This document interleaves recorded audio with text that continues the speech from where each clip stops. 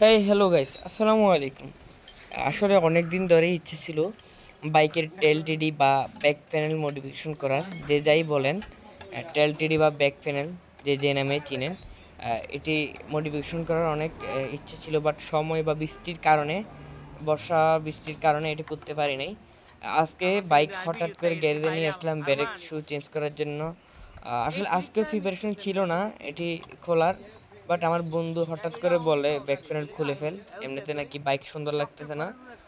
যার কারণে হুট করে বাইকের ব্যাক প্যানেলটা খোলা।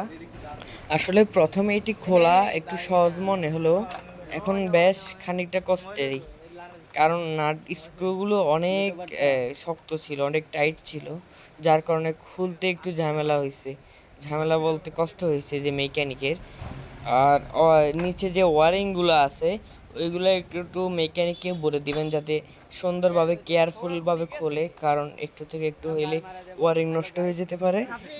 পিছনের যে ইন্ডিকেটর আছে ইন্ডিকেটর ওয়ারিংগুলো একটু সুন্দরভাবে খুলতে, আর চেষ্টা করবেন যে এগুলো স্টকভাবে খোলার জন্য, হ্যাঁ। আর আমার ফ্রেন্ডরা বলতেছে নাকি বাইকের লুকটা এখন একবারে সেই লাগতেছে, হট হট লাগতেছে, এখন নাকি বাইকটা বাইকের মতো লাগতেছে।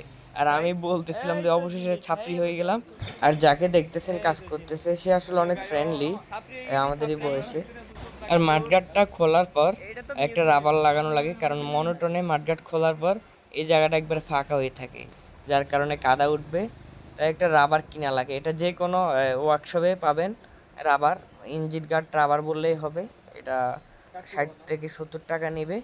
এটা নিয়ে মাপ মতো কাটা লাগে, সঠিক মাপ বরাবর কেটে যেভাবে স্ক্রুগুলো ছিল স্ক্রুগুলো ওই জায়গায় ছিদ্র করে সুন্দর করে আবার স্ক্রুগুলো লাগাই দিলে হলো। আমাদের টেলটিডি মডিফিকেশন শেষ, এখন আমরা বাইকের ফাইনাল লুক দেখব। চলুন এনজয় করা যাক। क्यों आता नहीं सोने यूं तेरा शर्माना मेरी जान ना ले ले कान के पीछे जुल्फ छुपाना मेरी जान क्या कहने सालमा तौबा तेरा नखरा इसके बार क्या कहने थाम के बैठे दिल को घायल कर